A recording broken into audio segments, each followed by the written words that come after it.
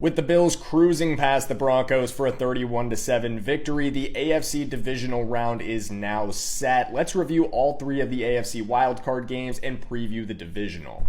Starting with the Texans' 32-12 stunning of the Chargers. This is a Texans team that may be a much bigger threat than people, myself included, originally thought. Over 100 yards for Nico Collins and Joe Mixon against a really good defense. Watch out, Kansas City. Baltimore versus Pittsburgh last night was just no contest. Wasn't even really as close as the score indicates. 28-14. Baltimore steamrolling the Steelers on the ground and dominating the time of possession in this one. 50 carries for almost 300 yards. Lastly, the Broncos fired the first shot at Highmark Stadium, but the Bills fired every single other one, finishing this game on a 31-0 scoring run. Josh Allen and this run game continue to dominate.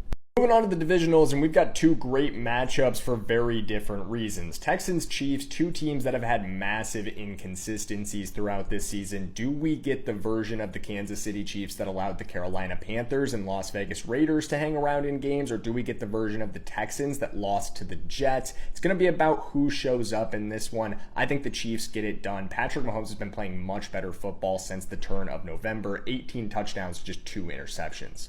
For much of the public, this Bills versus Ravens game will drive the MVP narrative, but voting is already over for those who actually get a say. But I honestly think the ground game is what will decide this matchup. Who can establish the line of scrimmage? Who can win the time of possession battle like the Ravens did against the Steelers? And I think it will be Baltimore. I think they get the win in this one. They routed Buffalo when they played them at home this year. And while I think it's a much closer game in Buffalo this time, I think Lamar gets the win.